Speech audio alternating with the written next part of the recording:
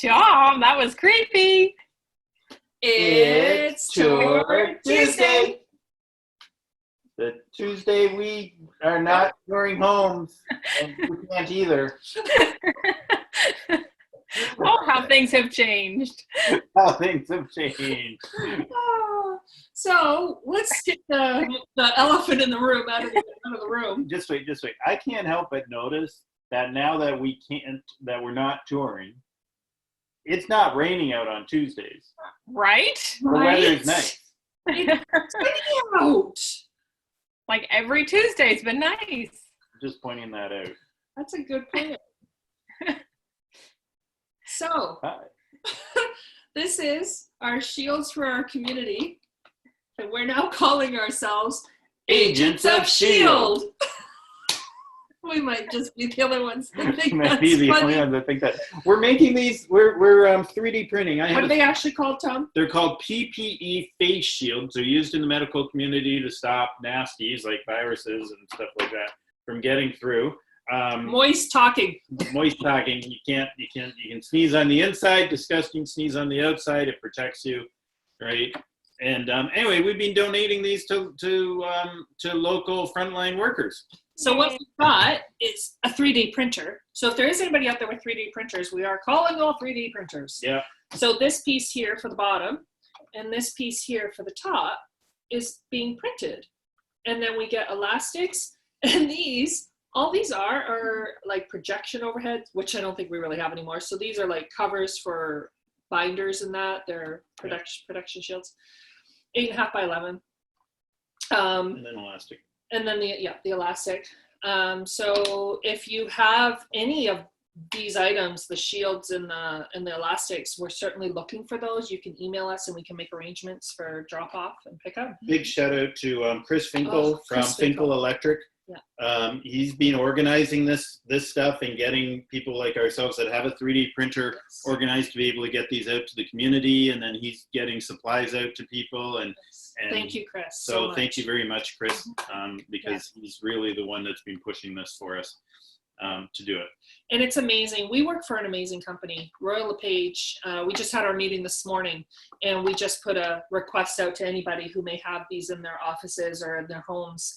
And we have already had 3 people drop stuff off this morning, and that we only requested it like an hour and a half ago. Yeah. And I've already gotten so many texts and stuff. So we have a team out there in the community of about 14 people, 15 people that are doing this.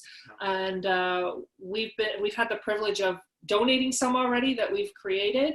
And the response from our community emergency workers who are receiving them is incredibly heartfelt. Yeah, just heartfelt. They are so appreciative, because an example right now is they can't order these, and the waiting list is at least until the end of May.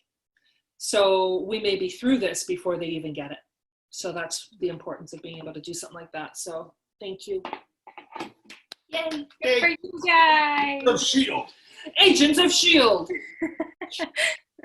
That's Wonder Woman. Oh, that's Wonder Woman. I like Wonder Woman too. Whatever. So we do have a new home. Julie, do you want to talk about it? Yes, 2 Bradley Crescent. Great home in the East End. It's a raised bungalow, 3 bedrooms up and 2 full baths. A single car garage, corner lot on a quiet cul-de-sac. It's listed at $399,900. Check out our website. I've got a Facebook Live tour on there, and there's lots of photos and other good stuff to check out. Yeah. So it's a great home. Anybody who is out there looking. Mm-hmm. We're also going to send out, or I guess we could attach the link here to an email just giving an update on the market. We had Phil Soper, our president of Royal LePage, come on this morning in our meeting. And he is just amazing. His predictions for where our market's going over the years have always been correct. And it's like a wizard. He is fortune-telling wizard. And he has been named top CEO for the last 3 or 4 years at least. Yeah, he's one of the top real estate influencers in North America. He's just a really nice guy, very humble. So anyway, he gave his predictions as to where we're thinking this can go. So right now we're in a state of emergency until mid-May.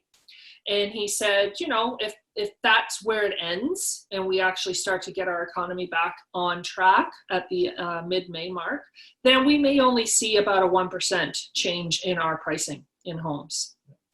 Because while we've certainly had a decrease in activity in our homes, we haven't seen a huge decrease in pricing yet. And so then he said, because we don't know, this is all if, we don't know what's going to happen with this virus, if we get it under control and we flatten the curve, but if we don't, and it goes where we're in lockdown till, you know, July or August, then we may see a decrease of maybe around 3% in our market. Now, those are all averages across the country. Each area is a little bit different. And so we make sure we're watching our area and what's happening. So you can call us and we can give you certainly more detail for your location and area.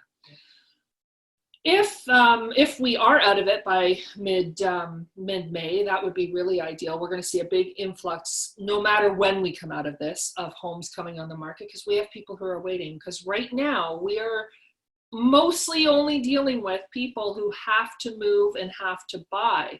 So, you know, ideally, you essentially have to move. Yeah. And what that means, it honestly means something different for everybody, right? But the important thing is really think about whether this is the time you have to move. Yeah. Right? And if you do, then then we're here to help. Yep. So, and we can certainly help you navigate it. And we'll have our information as always at the bottom. You can call or email us with any questions, please. We're here to help. The point is the market price isn't expected to move massively, and the reason being is supply and demand, right? Demand was up here to start with, supply was already here, and what we're really seeing with this is this. That's right. All of it is changing together, and because all of it is changing together, we should not see a massive change in pricing. At least that's the prediction. So if that's the way it's going right now, it means this is the way it should go later. So that's our predictions, where time will only tell us if we're correct, but it's coming from a very good source and from what we're seeing too. I think for the most part, that's what we've been telling people as well. We may see a little bit of a down and then it's going to come back up again as soon as we're released and able to do business for our economy again. Yeah, and it's true. We've seen a reduction in buyers and we've seen a reduction in sellers. Oh, gosh, so it is staying in equilibrium. Yep. Yeah.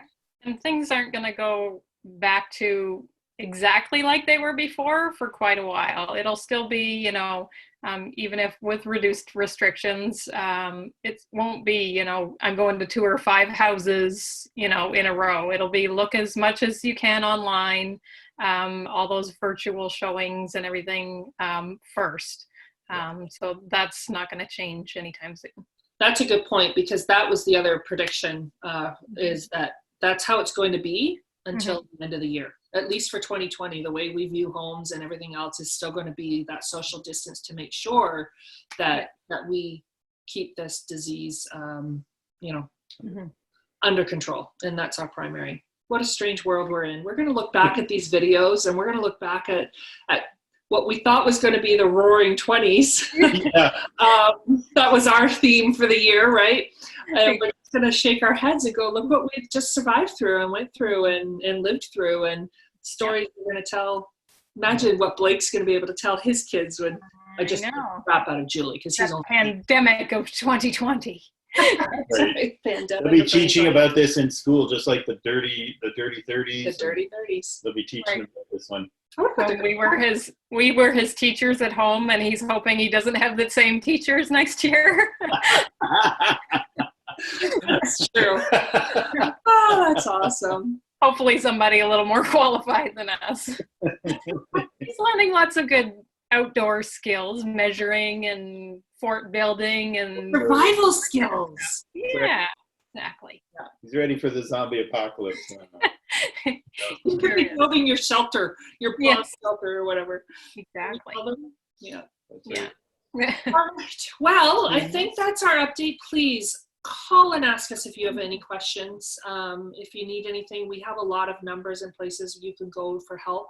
Yeah. There is a new phone number. We will attach it here.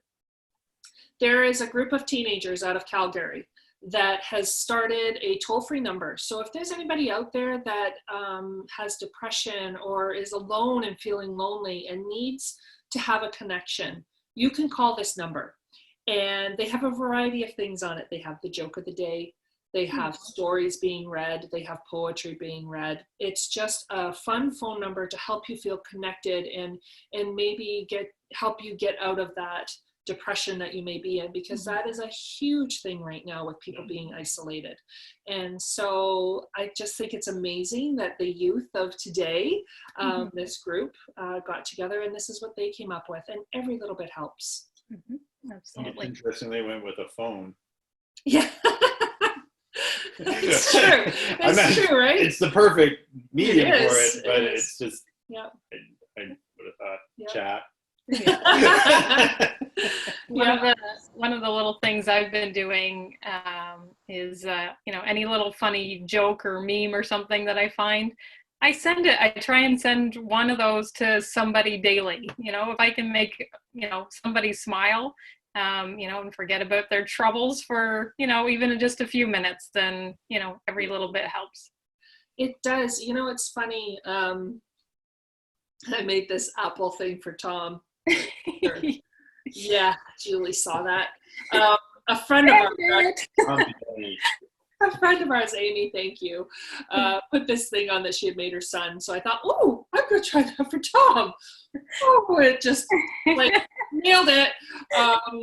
And anyway, a friend of ours saw it and she said, oh my gosh, I laughed so hard at your attempt at this. And she says, I was in such a funk today. And when I saw that, it took me right out of my funk because it's so bad. It tasted good though. It still tasted like an apple. It tasted like an apple. I like apples. Yeah. Every little bit helps. If you can bring a little bit of joy to somebody's day, please do so. Bring the joy. Okay.